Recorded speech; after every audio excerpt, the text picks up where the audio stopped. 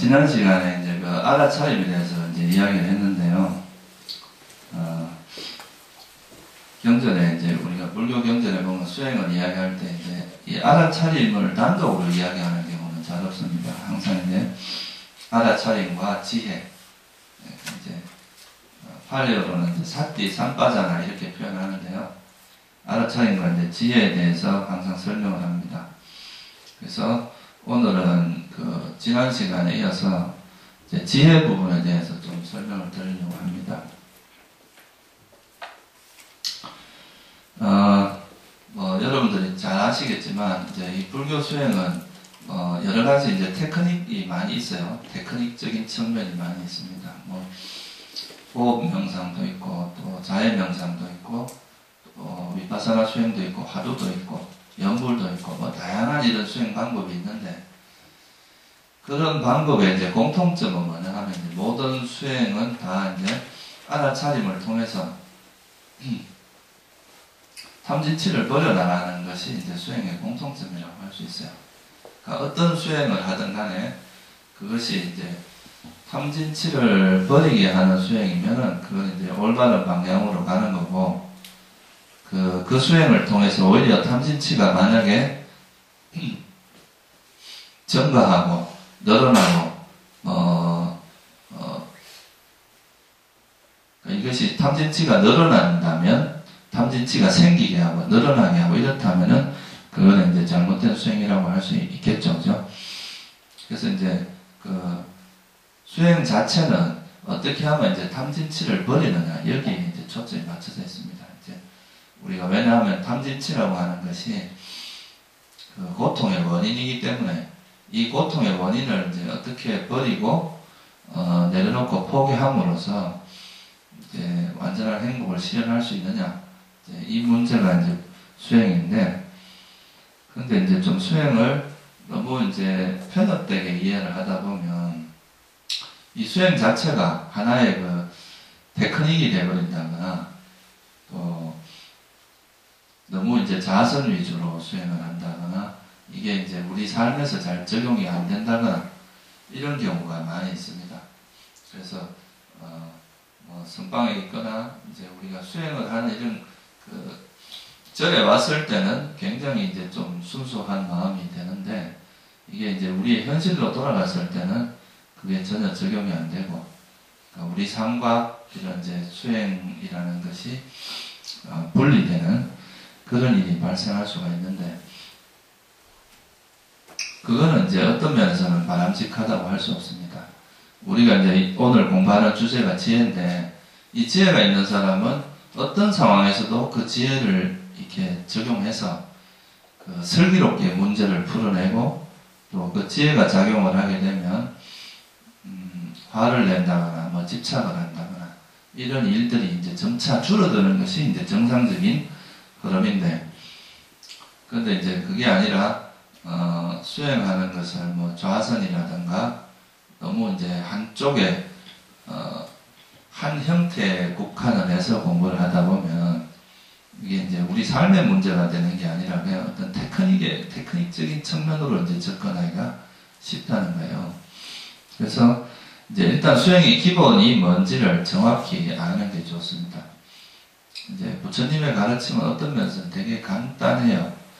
간단한데 이제 그거를 이제 실천해서 자기 걸로 만드는 것이 어려운 거지, 그 본문 자체가 그렇게 복잡하지는 않습니다.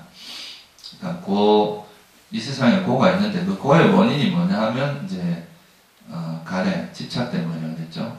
이걸 조금 더 확장해서 이야기하면 탐진치, 어리석음 때문에 이제 탐욕과 성냄이 생기고, 그런 걸로 인해서 이제 우리 삶에 고통이 일어나고, 그러면 이 괴로움의 원인, 이게 집성제잖아요. 이 집성제를 버리는 방법이 이제 도성제입니다. 그러니까 이게 팔정도죠, 그죠? 그래서 이제 어떻게 하면 이 탐진치를 버려나갈 것인가, 그 버려나가는 길에 대한 이야기가 이제 팔정도이기 때문에, 결국은 이제 그 사성제에서 하고자 하는 게 오의 원인이 집성제를, 도성제를 실천함으로써 버리는 거다. 이렇게 아주 간단하게 말할 수 있어요. 그래서 그의 원인을 정확히, 괴로움의 원인을 일단 정확히 이해를 해야 됩니다. 그 괴로움의 원인을 정확히 이해하고 그것을 계속 내려놓는 수행을 하는 것이 이제 팔정동 또는 사성제의 핵심이라고 할 수 있는데, 그런 것이 우리 삶에서 이제 우리 삶의 현장에서 이루어져야 된다는 것이 이제 중요한 부분입니다. 여러분들이 이제 뭐 선방에 앉아서 이렇게 좌선할 때만 번뇌가 안 일어나고 이런 게 중요한 게 아니라, 여러분들이 이제 상사와 부딪힐 때의 그 관계, 또 부모 자식 간의 관계, 또 이렇게 부부 간의 관계, 이런 관계 속에서 화를 덜 내고 또 욕심을 덜 내고 상대를 이해해주고 자비를 베풀고 이런 것들이 이제 실질적인 수행이라고 할 수 있습니다. 우리가 이제 이 불교에서 말하는 지혜는 지식하고는 좀 다르거든요. 지식적인 측면으로 아무리 많이 알아봐야 그게 이제 우리 삶의 현장에서 이렇게 녹아들지 않으면 그거는 그냥 단지 아는 지식에 불과한 거고, 진짜 지혜가 있는 사람은 그 우리가 이제 살아가는 그 삶의 순간순간에 그 지혜가 작용하도록 해야 된다 이거죠. 절에는 30년을 다녔는데 맨날 뭐 사람하고 관계 속에서 막 성질 버럭버럭 내고 자기 하고 싶은 대로 다 하고 자기 욕심 부릴 거 다 부리고 이런가 하면은 그거는 사실 이제 올바르게 수행했다고 말할 수가 없겠죠. 그죠? 이제 진짜 수행을 한 사람 같으면 이 마음 상태가 변한다 이거야. 부드러워지고 남을 배려하고 또 이제 자비심을 베풀고 탐욕이나 성냄 이런 것들이 자꾸 적어지고 그렇게 이제 변해가야 그게 이제 올바른 수행인데, 그것이 이제 지식으로만 갖고 있고 우리 삶의 현장에서 실천을 안 하면 이제 이거는 좀 그게 이제 큰 의미가 없을 수도 있다는 거죠. 그래서 이 지식과 지혜라는 것은 좀 차이가 많습니다. 지혜는 이제 실천을 동반해야 되거든요. 실제 그러니까 우리가 이거를 이제 예를 들어서 이 종이 있는데 이거를 놓아야지 내가 이게 뜨겁단 말이에요. 이게 뜨거운 거예요. 근데 내가 놓아야지 편하다고 이제 생각을 막 하고 있는 거예요. 이거는 이제 어떻게 보면 정보죠, 그죠? 하나의 놓으면 편하다더라. 주님께서 그렇게 말했다. 이건 하나의 정보인데 진짜 지혜가 있는 사람은 이걸 놓습니다. 이렇게 이제 이걸 직접적으로 한 순간이라도 놓아보는 거, 이거는 이제 지혜가 작용하는 거겠죠, 그죠? 그러니까 이거는 이제 현실적으로 어떤 우리 삶 속에서 실제로 그 상황이 적용되고 그걸 실천해내는 거 이런 거는 이제 진짜 지혜가 작용, 우리 마음이 진짜 그래 움직이는 거고, 그게 아니라 이제 뭐 지식으로 알고 있는 거 이런 거는 놓으면 좋다더라, 놓으면 행복하다더라 이렇게 그냥 이제 생각만 하는 거지 이 실천이 따르질 않습니다. 그래서 이제 어떻게 보면 불교 수행을 잘 하다 보면 처음에는 약간은 어려움도 있지만 조금 지나면 지날수록 이제 어떤 긴장이 사람이 이제 심리적인 긴장도 풀어지고 부드러워지고 이렇게 되는 게 이제 정상적이란 말이에요. 처음 수행을 하면은 약간의 고통이 따릅니다. 그건 무엇을 의미하느냐면 우리가 담배를 막 피다가 담배를 끊으면 처음에 한동안은 뭐가 나타나요? 금단정세가 나타나죠. 그죠? 근데 그 금단정세가 나타나는데 그 금단정세하고 우리가 담배를 피임으로써 나타나는 고통은 약간 차이가 있습니다. 담배를 피면서 나타나는 고통 계속 반복될 뿐더러 그거는 이제 점점 더 악화되면 좋아지지 않는 고통이죠. 그죠? 근데 이제 담배를 끊으면서 일어나는 금단정세는 조금 이제 힘들긴 하지만 이것이 지나고 어느 정도 시간이 지나면 그 고통이 사라지는, 그러니까 더 이상 담배로 인한 고통이 안 일어나게 되겠죠. 그죠? 그러니까 우리가 이제 이 번뇌도 약간 그런 게 있습니다. 우리가 너무나 번뇌에 물들어 있기 때문에 이게 일종의 약간 중독되어 있단 말이에요. 근데 이걸 처음에 버리려고 하면은 좀 막 힘들기도 해요. 자기가 해오던 습성을 이제 멈춰야 하는 거기 때문에 초기에는 약간 힘들 수도 있어요. 그렇지만 이게 이제 좀 바른 마음 자세로 노력을 하다 보면 조금 지나면은 점점 이 괴로움의 강도가 약해지면서 나중에는 되게 이제 편안한 그런 상황이 발생할 수 있습니다. 저도 사실 옛날에 이제 출가하기 전에는 담배를 좀 폈었어요. 한 10년 정도 폈었는데, 근데 이제 출가할 때쯤 돼서 내가 출가하면서 이제 출가해서도 담배를 필 수는 없으니까 출가하기 전에 이제 담배를 끊어야 되겠다 생각하고 이제 끊게 됐는데, 그때 이제 제가 나름대로 생각한 게 그렇게 생각을 한 거예요. 담배를 피도 고통이고 안 피도 고통인데, 이제 안 피면서 조금 이렇게 힘든 걸 참는 거는 나중에 어떻게 보면 행복이 올 수 있잖아요. 그죠?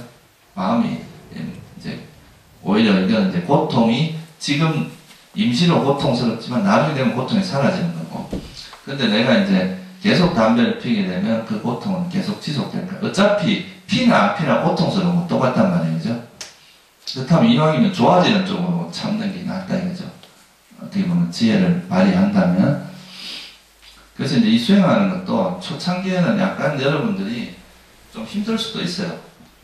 그러니까 안 하던 거를 이제 처음에 하려고 하면은 막 어색하기도 하고, 또 어떤 면에서는 자기의 어떤 보기 싫은 면을 봐야 되거든요. 내가 참 되게 거룩한 사람이라고 생각했는데 막상 자기를 이렇게 관찰해보면 거룩한 것보다 지저분하고 좀 쫀쫀하고 막 이런 비열한 이런 모습도 보이거든요. 사람이 항상 좋은 모습만 가지고 있는 게 아니니까. 그러면 이제 수행을 하다 보면 그런 걸 볼 때 고통스럽습니다. 자기 자신의 모습을 보면. 근데 이제 그런 거를 이 알아차림 수행 중에 또 하나가 뭐냐면 억셉트 하는 게 있어요. 억셉트, 인정하는 거. 부정하려고 하지 말고, 그 자기의 안 좋은 모습을 부정하고 이거를 아니야, 내 모습이 아니야, 그렇게 부정하려고 하는 이 마음이 일종의 성냄입니다. 싫어하는 마음이거든요. 그래서 그런 거를 그대로 인정하고 자기 모습 있는 그대로 좋은 모습을 너무 이렇게 집착하지도 말고, 또 그렇다고 해서 자기 모습 중에서 좀 부족하고 좀 보기 싫은 모습들, 그런 것들을 보더라도 그거를 거부하지 말고 그냥 이것도 내 삶의 한 부분이다, 내 모습 중에 하나다 이렇게 생각을 하고 받아들이면서 내 모습을 있는 그대로 보는 것이 이제 초창기에 처음 수행할 때 약간 어려워요. 이거 이제 자꾸 분노가 일어나거나 오히려 외면하고 싶어 하는, 아니 내 모습을 아예 안 보면 속 편한데 보니까 자꾸 짜증이 난다 이 말이에요. 근데 그 과정을 넘어서야 진짜 발전이 있습니다. 자기 삶에 직면을 하고. 그래서 이제 이 알아차림 수행의 핵심 중에 하나가, 제가 지난 시간에도 말씀드렸지만 우리가 이제 뭐 수행을 하거나 안 하거나, 우리가 이제 세상을 이렇게 세상을 접하면서 세상에 대해서 뭐 알고 이해하고 이런 건 똑같아요. 근데 수행을 하는 사람에게 이제 달라지는 거는 여기에 이 세상을 아는 이 마음에 첫째, 탐욕과 성냄이 없이 안다는 게 되게 중요합니다. 이거는 이제 좀 전문적인 용어이긴 하지만 우리가 이제 어떤 현상을 봤을 때 좋다고 해서 그걸 집착하려고 하지 말고, 또 원하지 않는 거라고 해서 또 싫어하고 거부하고 이걸 이제 버리려고 하는 이런 마음을 일으키지 않아야 우리가 이제 현상을 있는 그대로 볼 수가 있거든요. 그래서 이 세상, 우리에게 일어나는 이 현상 자체를 내 의지, 내 마음으로 조작하려고 하지 말고 그냥 일어나는 그대로, 그 사실 그대로 받아들이는, 그 사실 그대로 이렇게 억셉트 하는 거예요. 인정을 하는 거죠. 그 인정하는 그 마음이 이제 그렇게 하는 것이 알아차림에서 되게 중요한 부분입니다. 좋아하지도 않고 싫어하지도 않고.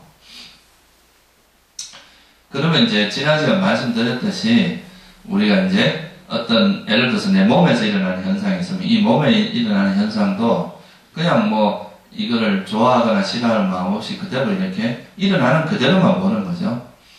그리고 또 일어나는 그대로 본다는 의미는 또 하나가 뭐가 있느냐면 개념을 벗어나는 측면이 있어요. 우리가 이제 이름이 개입되기 시작하면은 거기서 그 이름으로 인해서 거기에 대한 개념 지어지는 걸로 인해서 일어나는 파생되는 생각들이 되게 많습니다. 예를 들어서 그냥 이것도 그냥 이런 거를 그냥 이렇게 눈에 보이는 대로 그냥 보고 넘어가면 그냥 이제 이 사물 자체를 보게 되는 건데, 이거를 시계다 이렇게 이름을 붙이기 시작하면 그 다음에는 이거에 대해서 지금 좋다 나쁘다, 저 디자인이 좋다 나쁘다 뭐 이런 이제 생각들이 자꾸 벌어져 간단 말이에요. 그래서 이제 우리가 보통 알아차림을 한다, 수행해서 삿띠를 한다, 이 말은 뭐냐 하면 어떤 사물을 접할 때 굉장히 원초적인 인식을 하는 거라고도 할 수 있어요. 그러니까 이제 이런 개념으로서 이게 성장을 하기 전에 최초로 우리가 보는 그 사물에 대한 인식, 그런 거를 말하는 거죠. 근데 그렇다고 해서 여러분들이 잘 모를 것 같죠? 이 사물에 대해서 이해가 잘 안 될 것 같죠? 그렇지는 않습니다. 예를 들면 어떤 심리학자들이 실험을 하는데, 화면에서 이제 한 20분의 1초, 10분의 1초인가 정확히 기억이 안 나요. 근데 순간적으로 탁 지나가서 그건 이제 누가 알 수도 없는 그런 정도로 빠르게 지나가는 한 카트가 탁 지나가는 거죠. 근데 그런 걸 이렇게 보여주면서 이제 어떤 화면을 이렇게 보고 그런 중간중간에 한 사람 한쪽은 아인슈타인의 이제 얼굴이 순간순간 지나가게 하고, 한쪽은 약간 평범한 사람의 그걸 지나가게 하고 나서 나중에 그 사람들한테 자기 스스로를 판단할 때 자기가 똑똑하다고 생각하는 사람, 똑똑하다고 이제 생각하는 거를 이렇게 퍼센테지로, 그러니까 자기 스스로가 똑똑하다고 생각하는 거를 하는 사람을 이제 이렇게 표시를 하라고 해가지고 퍼센테지를 내보니까 아인슈타인이 순간순간 지나가는 거기서는 대부분 그러니까 평균보다 낮게 나왔다는 거예요. 자기가 똑똑하다고 생각하는 사람이. 그런데 약간 좀 일반적인 사람이 이렇게 지나가는 그런 화면을 본 사람들은 평균보다 높게 자기가 똑똑하다고 생각을 했대요. 그러니까 그게 사실 우리 눈에 보이지도 않을 정도로 순간순간 탁탁 지나간 건데, 그게 실제로 우리 인식에 영향을 준다는 거라. 눈에 보이지 않지만. 그 사실 이제 우리가 이 불교 수행을 할 때 처음에 이제 제일 먼저 이제 부딪히는 문제 중에 하나가, 사물을 볼 때 너무 우리는 이제 기존의 어떤 고정관념에 오염돼서 보는 게 너무 많다 이거예요. 딱 벌써 이렇게 확정되어 있는. 그러니까 그렇게 보다 보니까 이 사물이 가지고 있는 본래 모습보다는 그 이름 지어진 그 모습, 어떤 개념화된 거, 그것만을 보게 되는 게 많죠. 대표적인 예가 뭐 인간관계에서 사람을 만날 때 보통 사랑에 빠지면 이제 그 사람 본래 모습을 보는 것보다는 자기가 좋아하는 모습을 보게 되거든요. 대체로, 그죠? 그 상대의 모습을 있는 그대로 보는 게 아니라 자기가 보고 싶은 것만 보게 된다고요. 근데 그게 이제 나중에 사랑이라는 감정이 식고 나면 이제 보고 싶은 것만 이제 자기가 봤던 좋은 모습뿐만 아니라 보고 싶지 않은 모습이 다 보이거든. 그러면 이제 그때부터는 그거를 이제 이것도 하나의 나의 실수라고 생각해야 되는데, 저 사람한테 속았다 뭐 이렇게 이제 생각을 하기 시작을 하면 그건 해소가 잘 안 되거든. 보통 뭐 한 3, 40년 따로 살던 사람이 같이 살면 어떻게 그게 똑같겠어요, 그죠? 근데 사람들은 자기가 이제 그 사람에 대해서 나름대로 가지고 있는 이미지를 갖고 그 사람을 판단해버리니까, 이 이미지가 깨지고 나면 나중에는 이제 내가 속았다거나 뭐 이렇게 생각해. 자기가 그래 본 거지. 누가 속이긴 누가 속아요. 그 사람이 이제 그렇게 된 건데. 그래서 이제 이런 것들이 우리 삶에서 너무나 많다는 거예요. 우리가 어떤 사물을 인식하는 방식이 벌써 이제 확정되어 있고 고정되어 있는 그걸 그대로 이렇게 받아들이는데, 그러다 보면 그게 이제 이런 거를 이제 우리가 세상을 보는 여러분들 나름대로의 뭐냐 프레임이라는 게 있어요. 세상을 바라보는 틀이 있어요, 틀. 근데 이런 게 이제 뭐 파란 색깔로 칠해져 있으면 다 파랗게 보일 거고, 노란색으로 칠해져 있으면 다 노랗게 보이고 이럴 거란 말이에요. 근데 이제 수행자의 패러다임은 이게 텅 비어 있습니다. 이제 진짜 수행자들은 이것이 완전 빈 걸로 이렇게 바라보기 때문에 그냥 그 사물이 있는 그대로 보이게 되는 거죠. 이런 이제 고정관념을 지우는 작업을 하는데, 이 고정관념을 지우는 이제 그 출발점 중에 하나가 마음이 이제 이런 번뇌로 인해서 우리 마음이 오염이 된단 말이죠. 그게 이제 우리 눈의 색깔을 만든단 말이죠.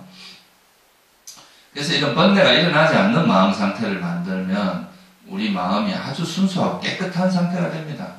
이 깨끗한 상태로 세상을 보게 되면 정말, 그러니까 눈에 색깔이 하나도 안 칠해진 상태로 보는 이게 이제 어떻게 보면 있는 그대로 볼 수 있는 이제 시작점이죠. 그죠? 그래서 그렇게 어떤 사물을 딱 보면서 그 정보를 받아들이는 것이 바로 이제 알아차림의 아주 중요한 역할입니다. 이거는 이제 알아차림이 있다는 것은, 삿띠가 있다는 것은 그 사물을 볼 때 그냥, 이런 좋아하고 싫어하는 마음이 없기 때문에 있는 그대로 이제 받아들여진다는 거죠. 예를 들어서 하나 이제 설명을 해볼게요. 그러면 이제 우리가 알아차림의 대상은 4가지가 있다고 이야기합니다. 불교에서. 그 뭐라고 하냐면 신수신법이라고 들어봤죠, 그죠? 신수신법. 이제 대념책임이라고 하는 거기서 나오는 건데, 이거는 이제 쉽게 얘기하면 우리 몸, 자기 몸에 대한, 몸이 우리 알아차림의 대상이 될 수가 있어요. 그 다음에 느낌, 그리고 마음, 그리고 심리작용들. 이 4가지가 이제 알아차림의 대상이 되는데, 예를 들어서 제가 이제 이렇게 손을 이렇게 움직이면, 여러분들 이 손가락을 따라서 이걸, 손가락에 대한 개념을 막 짓기 시작하면 이걸 다 알아차릴 수가 없죠, 그죠? 그냥 이거는 마음으로 그냥 아는 대로 알면 이 손의 움직임을 다 할 수 있지만, 이게 손가락이다 뭐다 생각하기 시작하면 벌써 많은 걸 놓치게 됩니다. 그죠? 그래서 이제 몸에 대해서 알아차림을 하다 보면 몸에 대해서 우리가 집착이 일어날 수 있어요. 그러면 그 집착은 뭐가 일어나는 거예요? 탐욕이 일어나는 거죠. 그죠? 그럼 이 탐욕을 알아차리게 되면 이 탐욕은 심리작용에 해당합니다. 그러면 이거는 그 신수신법 중에서 뭐에 속하느냐면 법념체에 해당합니다. 법을 아는 거랑 똑같아요. 그래가지고 이제 이 집착을 알아차렸는데, 집착을 알아차리니까 이 집착이 버려지는 거예요. 그러면 이제 다음에 내 마음을 또 관찰하니까 집착이 없는 마음, 탐욕이 없는 마음이 또 관찰이 된단 말이에요. 그럼 이 탐욕이 없는 마음은 또 마음에 대한 관찰이 되거든요. 그러니까 또 행복해져. 탐욕이 없어지니까 마음이 되게 행복해지는 거예요. 그럼 이 행복에 대한 관찰은 또 느낌에 대한 관찰이 됩니다. 이런 식으로 우리가 이제 몸에 대해서 하나 관찰을 하다 보면 그로부터 이제 그 몸을 알아차리는 그 과정에서 일어나는 마음의 변화들을 또 관찰할 수가 있어요. 이게 이제 자연스럽게 이제 사념처가 관찰이 되는데, 그래서 이제 이 지난 시간에도 제가 한번 말씀드렸지만, 알아차림이라는 거는 그냥 탐욕과 성냄이 없이 아는 거라고 했죠, 그죠? 상황을 그냥 생각 없이 있는 그대로 아는 건데, 마치 이제 여러분들이 마음에서 일어나는 현상들을 이렇게 본다면 그거를 이제 카메라를 가지고 이렇게 일어나는 그거를 계속 고속 카메라로 계속 찍고 있는 거나 비슷하게 생각을 하시면 CCTV를 생각하면 돼요. 그 화면이 계속 찍힐 거 아니에요, 그죠? 근데 그거는 되게 이제 원초적인 화면이란 말이에요. 사람이 이렇게 들어갈 때 이 사람에 대해서 뭐 평가를 하거나 이러진 않잖아요, 이 CCTV는. 뭐 이건 좋다, 이건 나쁘다 이렇게 평가하지 않고 그냥 있는 그대로만 찍잖아요, 그죠? 그런 것처럼 이제 여러분들이 알아차림 수행을 할 때도 그와 같이 이렇게 그냥 현상을 그냥 있는 그대로만 이렇게 받아들입니다. 그러면 이것도 이제 시계 이런 개념이 없어진 상태에서 그냥 이 자체 존재하는 모습 그대로만 이렇게 알 수도 있거든요. 이게 시계라는 이름을 안 붙여도 알 수 있잖아요, 그죠? 꼭 이름을 붙여야 하는 건 아니니까. 그러다 보면 나중에 이런 이름을 벗어나서 이 사물이 존재하는 건 그냥 물질 형태로 존재한다. 이렇게 볼 수도 있겠죠, 그죠? 아니면 이거는 그냥 이 물질인데 이 물질이 가지고 있는 것은 단단함, 이 만지면 단단하거든요. 이 단단함이라든가 또는 이것이 제가 이제 손을 잡아보면 차게 느껴집니다. 그러면 이건 약간 뜨겁고 차가운 이런 온도로서 느낄 수도 있고, 이거는 이름과 관계없이 존재하는 성질들이거든요. 이 사물이 가지고 있는. 그리고 또 이거 이렇게 움직일 수 있는 건 뭐예요? 이 사물이 가지고 있는 운동성이 있기 때문에 그렇잖아요, 그죠? 정지하거나 움직이는 거. 그리고 또 이게 이렇게 흩어지지 않고 있는 거는 물질 사이에 뭐가 작용하기 때문에요? 인력이나 이런 게 작용해서 그렇겠죠? 그래서 이것이 우리가 뭐 시계라고도 말할 수 있지만 편의상 또 이거의 본질적인 모습을 보면 이런 물질적인 모습 그리고 이것이 뭐 뜨겁고 차갑고 또 단단하고 부드럽고 몰랑몰랑하고 거칠고 무겁고 가볍고 뭐 이런 것으로서 우리가 이해할 수도 있단 말이에요. 그러니까 사실은 그런 단단한 형태나 가벼운 형태 또는 뜨겁고 차갑고 그리고 이거의 운동성 그리고 이것이 이렇게 사물을 이어주는 이런 음직 이걸 이제 이런 것들이 요런 모양을 갖출 때 우리가 뭐라고 해요? 시계라고 이름을 붙이고 또 요런 모양을 갖추면 이건 종이라고 하고 막 그러잖아요. 그죠? 근데 이 본질적으로 모습을 보면 그런 물질적인 모습에서 별로 다르지 않다는 거죠. 이렇게 이제 우리가 처음에는 개념이라는 게 딱 이건 보면 무조건 시계로만 봤는데 이 시계라는 것을 넘어서서 그러니까 이 시계가 가지고 있는 본질적인 모습 그러니까 어떤 물질의 결합이라는 거죠. 몇 가지 물질의 결합 그런 식으로 이렇게 접근을 해 들어가는 이게 이제 소위 말해서 알아차림을 통해서 이제 지혜가 자꾸 성장해가는 과정입니다.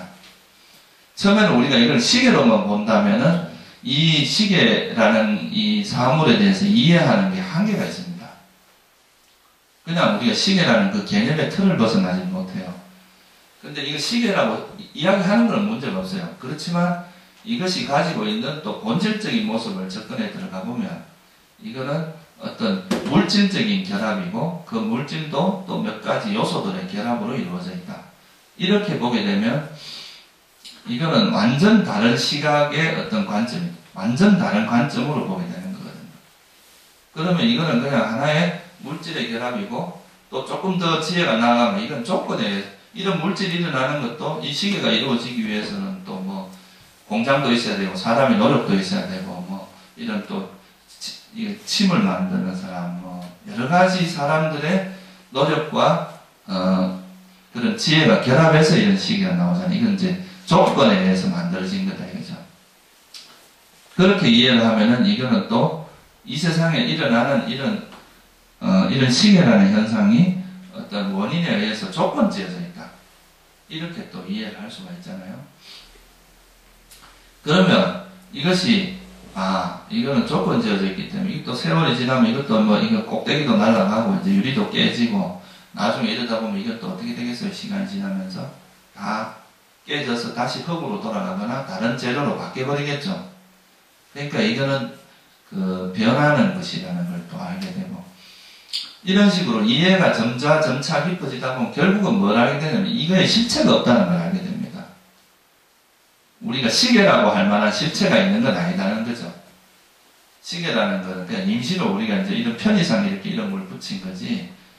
그러면 우리가 이거를 사용을 하면서도 여기에 집착하지 않을 수 있는 그런 마음 상태가 됩니다. 근데 이걸 시계라고만 이해를 할 때는 이 시계라는 개념의 틀에서 벗어날 수가 없어요.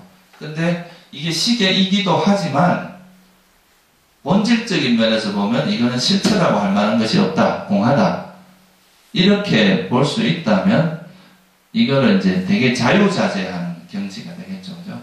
이거를 때로는 뭐, 공하다 이러고 내가 집착이라면 공으로 봐서 집착을 버릴 수도 있고 또 이렇게 인간과의 사람들과 소통을 할 때는 그냥 시계라고 이야기해도 이 시계에 대해서 집착을 하지 않는 상태가 되고 그렇게 되겠죠. 그죠? 그래서 이게 이제 이런 상태로 지혜가 이제 성장해 가는 그 과정이 우리가 이제 이런 위파사나 그런 알아차림 수행을 하다 보면 우리 마음에서 이런 번뇌가 사라지면서 이런 사물을 본질적으로 볼 수가 있습니다.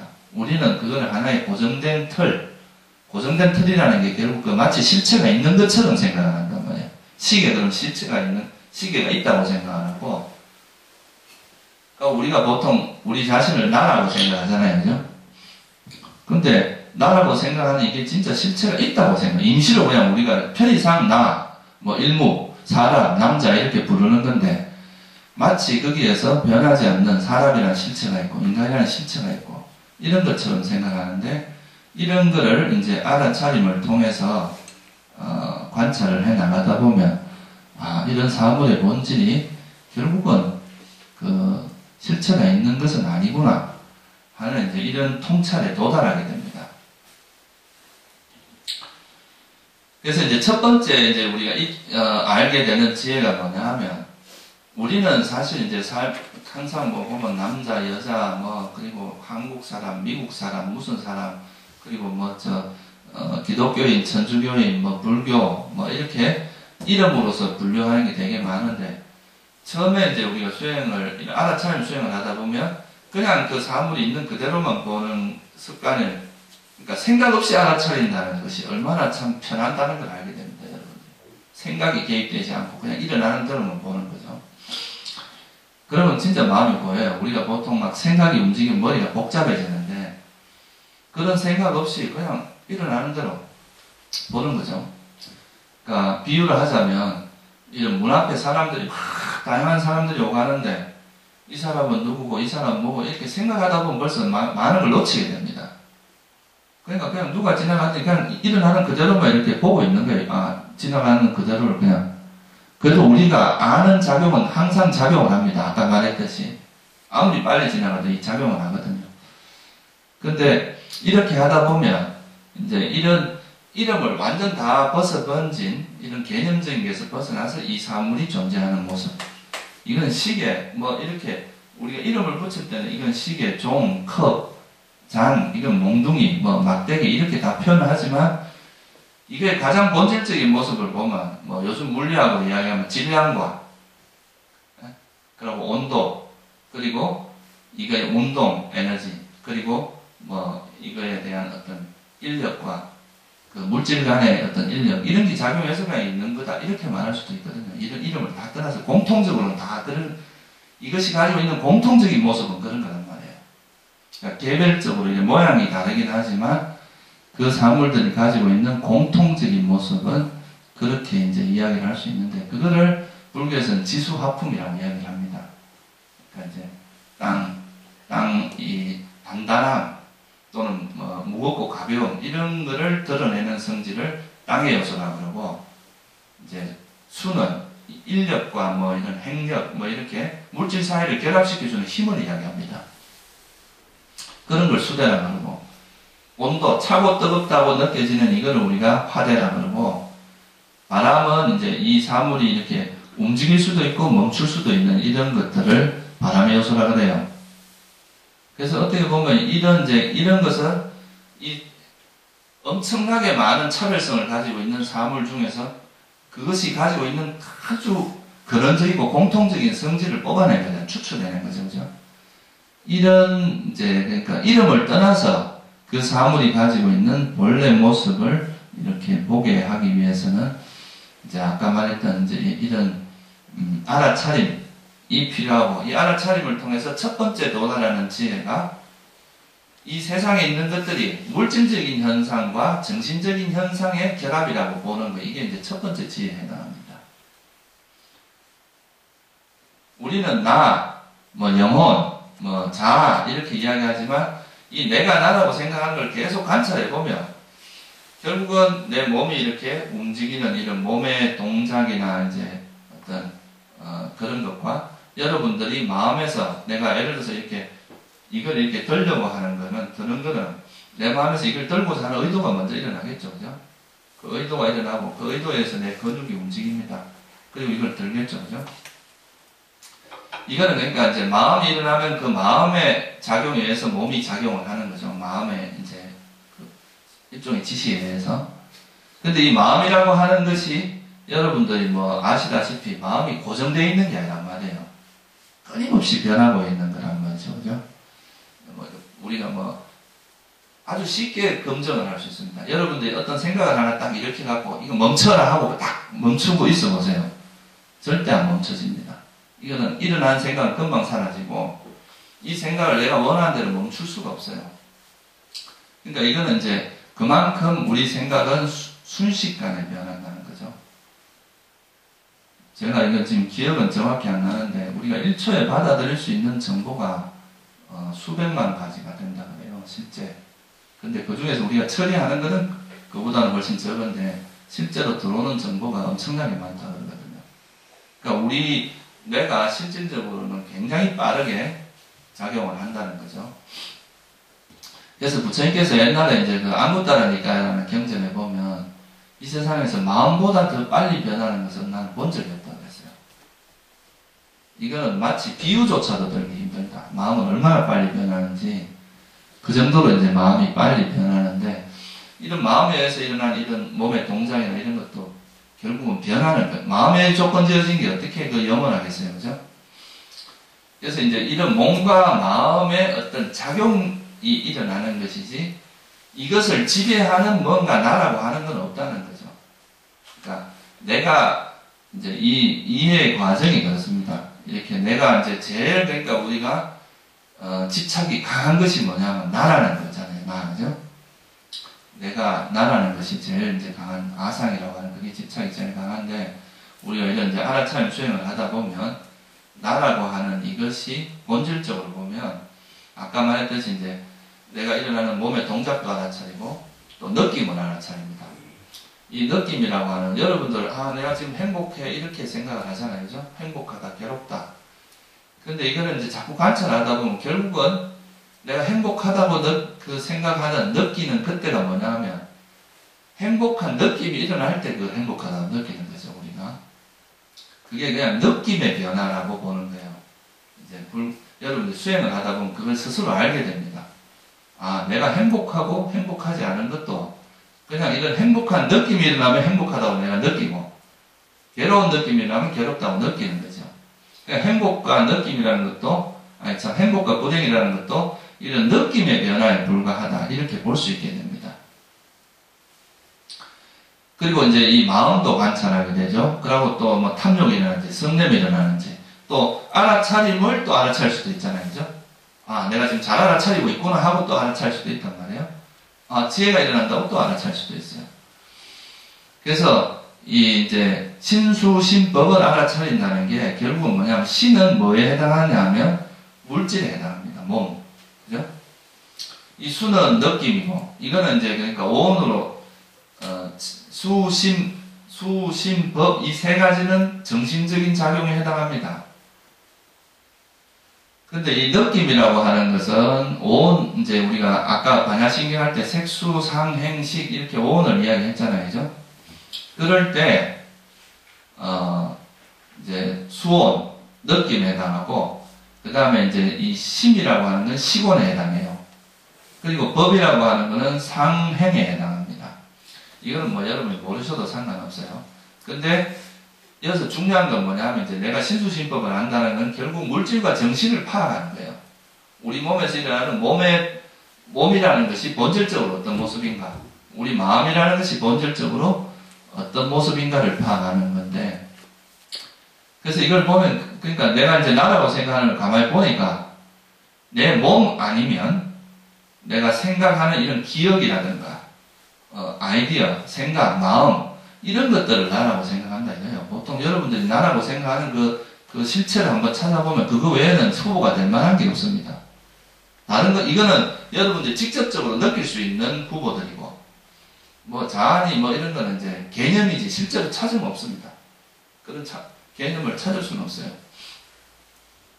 그럼 이제 물질과 정신이라는 걸 알면 이 물질과 정신을 아는 이 지혜를 우리가 이제 물질과 정신을 파악하는 지혜라고 해서 그러니까 여러분들이 지금까지 나라고 생각했던 것이 결국은 물질과 정신의 결합이구나 라고 이렇게 알게 되는 거죠. 이게 이제 되게 큰 변화가 일어납니다. 그래서 이제 내가 영혼이니 나니 자아니 이런 개념들이 사라지고 그냥 이것이 이제 오온의 또는 물질과 정신의 결합이구나. 근데 이제 여기서 한 걸음 더 나아가면 그러면 이 물질과 정신이 누가 만들었느냐, 어디에서 이게 만들어졌느냐 이런 것들이 이제 대부분의 종교에서는 이게 이제 조물주에서 창조됐다고 이야기하는데 불교에서 볼 때 이게 조건지어져 조건에 의해서 일어난다, 원인과 결과에서 일어난다 이렇게 보는 거죠.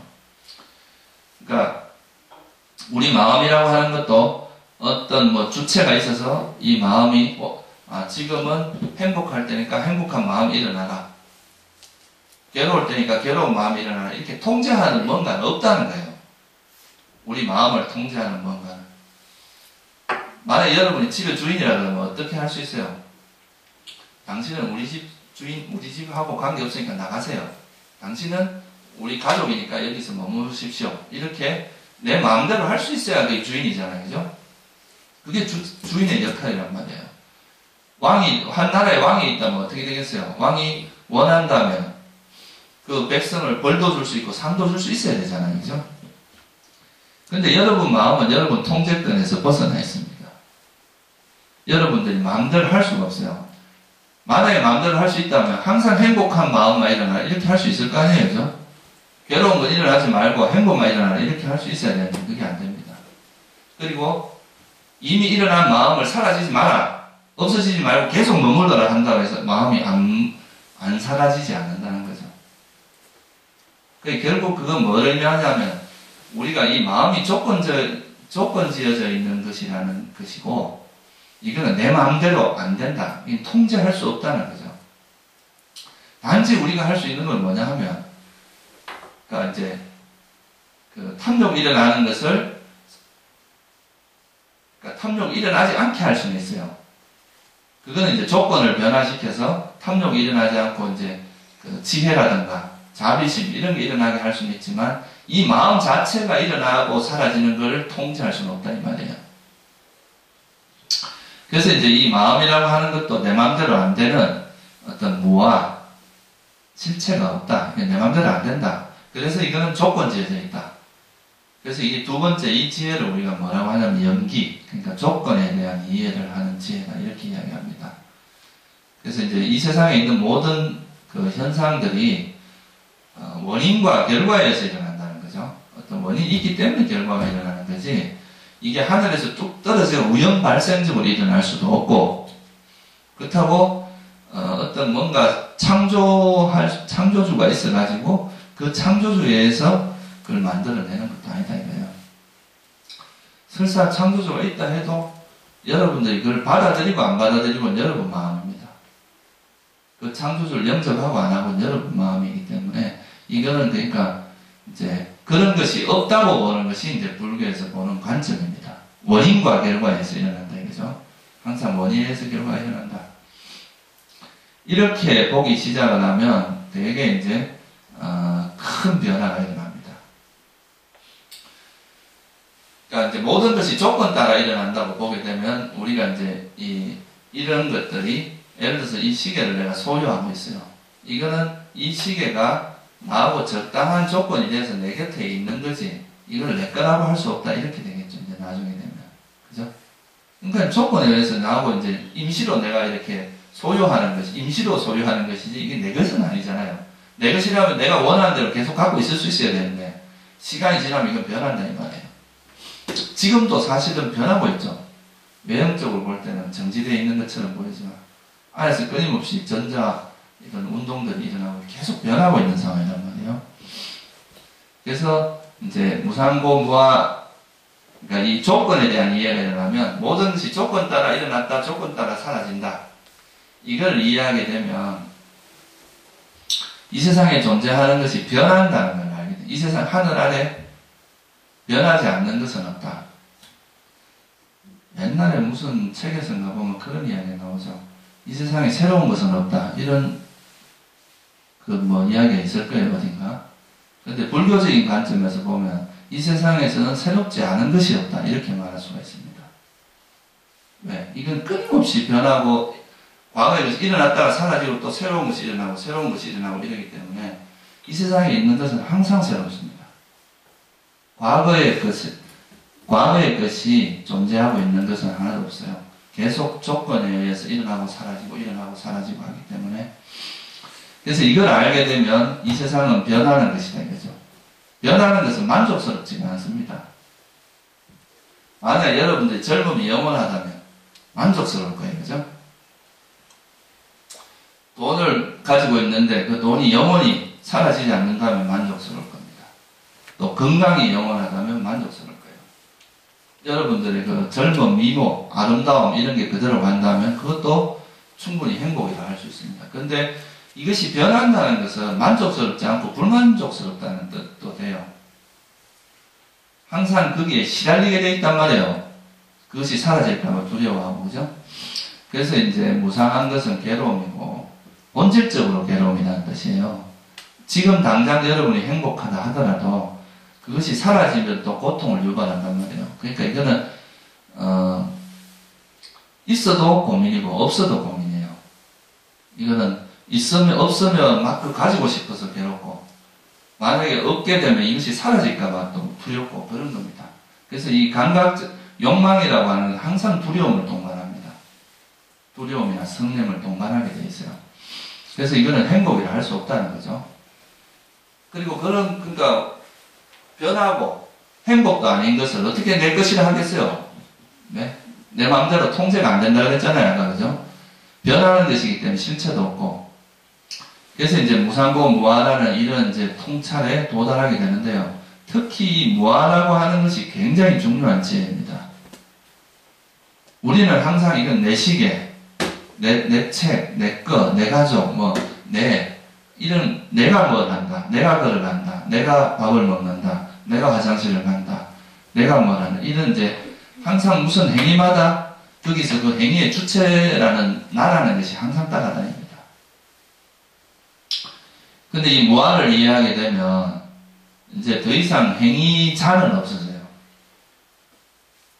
그냥 그런 물질과 정신 현상이 조건에서 일어날 뿐 이렇게 보게 되지 그것이 내가 뭘 한다 또는 이것은 내 것이다 이런 개념들이 이제 서서히 희석화되는 거죠. 그냥 내가 예를 들어서 지금 수행을 하면 수행을 할 뿐이지 내가 수행한다 이런 생각이 없어진다 이 말이에요.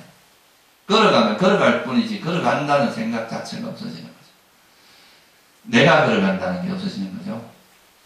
그 세속에서도 보면요, 이 소위 말해서 이제 우리가 노래 부르거나 춤추는 사람들 보면은 되게 이제 그 몰입해서 거기서 하게 되면 그 사람들은 뭐라 그럽니까?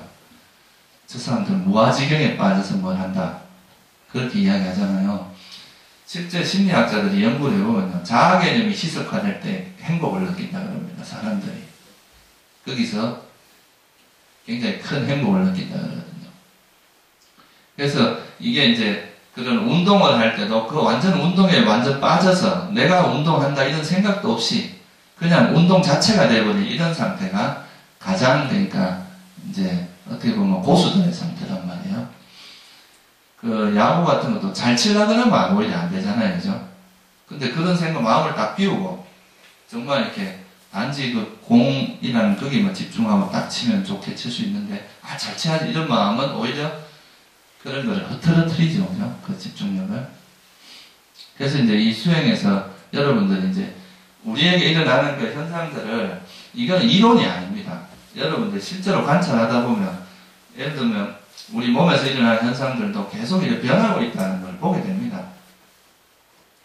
순간순간 이게 어떻게 이거를 좀 이제 수행이 깊어진 사람들은 현상을 볼 때 이게 마치 카메라로 딱딱 찍듯이 카트로 느껴질 수가 있어요. 이게 연속이 아니라. 그러니까 일어나고 사라지는 이런 것이 그렇게 보여진다는 거죠. 그리고 여러분 마음도 계속 이게 변하고 있다는 것을 일어나고 사라지고 일어나고 사라지는 이 자체를 볼 수 있습니다. 느끼고. 그러면 제가 지금 말씀드린 이런 내용들이 막연히 이론적인 게 아니라 실제로 내한테서 일어나는 몸과 마음을 관찰해 보니까 진짜 이런 조건이 있을 때 이렇게 일어났다, 또 이렇게 일어났다가 또 사라지고, 또 조건이 바뀌면 이렇게. 예를 들어서 제가 말을 할 때는 귀에 지금 듣는 마음이 일어나는데, 제가 또 이제 손을 들면 이 손을 보는 마음으로 또 바뀌잖아요, 저 모두가. 그러다 또 여러분이 내 들은 말을 생각할 때 또 의식적인 작용이 일어난단 말이에요. 이거는 상황의 변화에 따라서 계속 우리 마음은 변화하고 있단 말이죠, 그죠?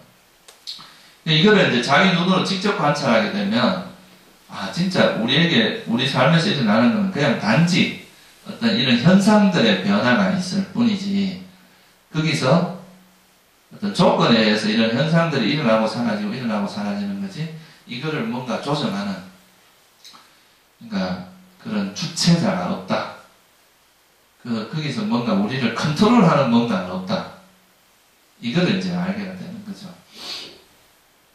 이제 영어로 말하면 do만 있고 do어는 없다는 거죠. 그리고 노, 아는 것만 있는 거지, 아는 어떤 주체는 없다 이거예요. 그리고 생각만 있는 거지, 생각하는 자는 없다 이거죠. 이런 식의 이해가 동반됩니다. 그러면 여러분들이 내 것이라고 생각하고 내 거다, 나의 것이다, 이렇게 생각하면 그 집착을 버리기가 되게 힘듭니다. 그거는, 내 것이라고 생각하는 한에서는 집착을 버리기도 힘들고, 그리고 또, 나야 이런 게 강한 사람한테는 옆에서 누가 조금만 이렇게 자극적인 말을 해도 엄청나게 화가 일어나거든요. 그래서 이제 이런 나라는 개념이 자꾸 희석화되고 단지 어떤 조건에서 현상이 일어나는 것일 뿐이다. 이렇게 보게 되면 여러분들의 이제 그 세상을 보는 방식이 상당히 달라지고 약간의 이 현상에서 한 걸음 물러서서 약간은 관조하는 자세로, 그죠? 그러니까 거기에 푹 빠지지 않고 이 현상에 연연하지 않으면서 그 현상에 대해서 우리 삶에서 일어나는 것들에 대해서 집착을 하거나 두려워하지도 않고, 그렇다고 막 좋은 거라고 확 흥분하거나 또 좀 마음에 안 드는 게 왔다고 해서 막 두려워가지고 그 안달복달하거나 이런 게 없어지고 되게 이제 평온한 마음 상태, 어떤 일이 일어나도 그냥 평온하게 대할 수 있는 그런 이제 마음 상태가 된다는 거죠. 남이 칭찬해도 막 들떠갖고 좋아하지도 않고, 남이 또 비난을 해도 그거에 대해서 막 이렇게 우울하거나 위축되지도 않고, 그런 어떤 경계의 변화에 대해서 여러분 마음이 아주 평온하고 이제 그런 상태가 된다는 거죠. 그래서 이게 이제 어떻게 보면 알아차림을 통해서 여러분들이 이제 현상을 알아차리다 보면 이제 첫 번째 알아지는 것이 이 현상이 이익인가 이익이 아닌가 이걸 알 수 있습니다. 특히 마음의 현상들. 예를 들면 탐욕은 여러분의 이익이 돼요, 안 돼요? 이것이 이익이 된다, 안 된다, 유익하다, 유익하지 않다, 이거를 일단 이해를 할 수 있게 됩니다. 그리고 또 내가 이거 지금 하는 행동 이런 게 적당한가 적당하지 않은가 이런 것도 나중에 알게 돼요. 그리고 맨 마지막에 가장 이제 그 최고의 지혜가 뭐냐 하면 그냥 이런 행위만 있을 뿐이고 여기서 주체자는 없다.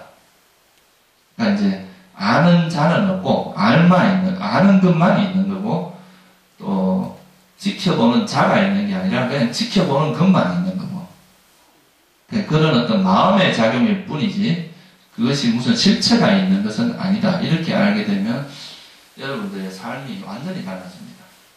이거는 굉장히 깊은 통찰이거든요. 그럼 뭐 화낼 것도 없어요. 그냥 어떤 상황에 따라서 이런 현상이 일어날 뿐이다. 이렇게 봐버리면 그것에 대해서 우리가 막 이렇게 안달복달하고 연연히 할 이유가 별로 없게 되거든요.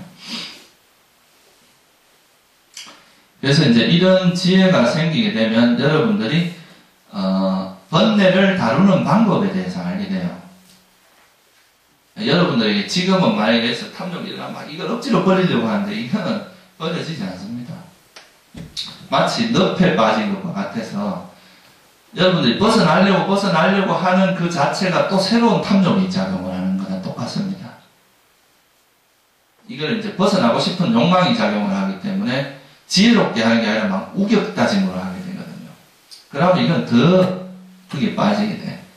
그리고 화가 났어요. 이 화를 또 막 싫어하고 이거로부터 막 화라는 그 자체를 싫어하고 불만을 가지고 이건 또 다른 화를 일으킵니다.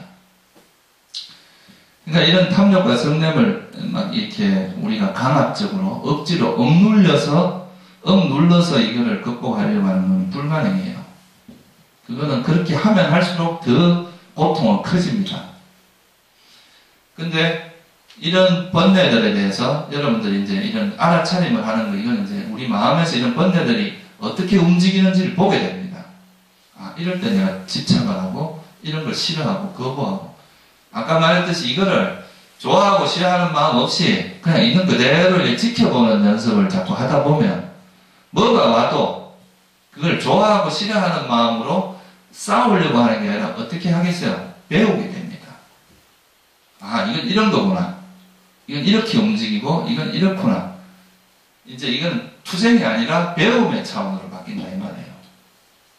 내 화가 이렇게 움직이고 이렇게 움직일 땐 나를 고통스럽게 하는구나. 또 이렇게 하니까 화가 가라앉는구나.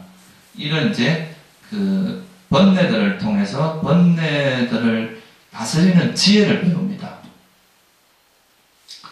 그럼 이런 이제 배움을 통해서 지혜가 생기면은 그 번뇌를 다스리는 것이 쉬워집니다. 근데 여러분들이 우격다짐으로 번뇌를 다스리려고 하면은 그거는 오히려 고통만 심해져요. 그렇게 되지도 않고. 그래서 이제 처음에 이제 여러분들이 이 수행을 할 때는 이 알아차림을 통해서 우리에게 일어나는 그런 이제 특히 그런 번뇌들, 여러분들을 고통에 빠지게 하는 그런 번뇌들의 그 움직임을, 번뇌들에 대해서 이해를 해야 됩니다. 이거는 여러분들이 막 조작하려고 하지 말고 그냥 그 일어나는 그 현상을 이해를 하면서 그 이해가 깊어지다 보면 자연스럽게 이 번뇌를 쉽게 버리게 됩니다. 이 마음만큼 까다로운 게 없습니다. 마음만큼 다루기 힘든 물건이 없어요. 우리가 보통 보면 세속에서도 되게 다루기 힘든 사람이 있잖아요. 그죠? 말도 보면 야생말은 길들이기 힘들단 말이에요. 우리 마음만큼 길들이기 힘든 게 없습니다. 그래서 이 마음을 길들일 때는 힘으로 하면 안 돼요. 힘으로 하면 할수록 그 이소보화에도 그렇잖아요. 바람을 불면 옷을 벗기는데 바람이 아무리 불면 더 꼭 못 들잖아요. 그죠? 우리 마음을 길들이는 것은 지혜밖에 없습니다. 이 지혜를 통한 길들임이어야 돼요. 이 마음을, 다르게 말하면 마음을 이해를 해야 된다는 거죠. 이 마음의 속성, 특징, 이것이 도대체 어떤 짓을 하고, 어떨 때 어떻게 움직이고, 요럴 때는 어떻게 작용하고, 이런 것들에 대한 우리가 관찰을 통해서 이 마음에 대한 것을 배워야 된다는 거죠. 마음을 실질적으로 배워야 돼요. 그 마음을 이해하면 통제할 수 있어요. 근데 이해가 아니라 억지로 하는 것은 불가능이고, 그건 더 마음이 날뛰게 만든다, 이 말이에요. 더 날뛰게. 그래서 어떻게 보면 우리가 이제 수행의 시작점 중에 하나가 이 마음에 대한 이해가 동반돼야 됩니다. 이 마음을 잘 이제 관찰하고 그거에 대해서 이해를 하는 이것이 수행에서는 가장 중요합니다. 다른 테크닉은 이게 어느 정도 익혀진 다음에도 충분합니다. 근데 이런 처음부터 테크닉만 배우면 이런 그 기본적인 감각을 모르기 때문에 나중에 그게 오히려 수행하면서 안 좋은 버릇이 생길 수도 있거든요. 그래서 이제 뭐 제가 그냥 이거는 간단하게 말씀을 드렸는데 이 불교 수행에서 이제 제일 중요한 어떤 단어 두 개를 들자면 알아차림과 지혜 이 두 가지가 있어요. 또다 하나를 더 보태면 삼매, 고요함이라는 이 세 가지가 아주 중요한 단어입니다. 오늘은 지난번하고 이제 오늘은 제가 알아차림하고 지혜에 대해서 대략적으로 말씀을 드렸는데 다음 시간에는 이제 그러면 이거를 우리가 일상적인 삶에서 어떻게 실천하는지 이제 구체적으로 이제 이런 생활 속에서 알아차림하는 방법을 좀 다시 한번 이제 설명을 드리는 걸로 하고요. 오늘은 여기서 마치겠습니다.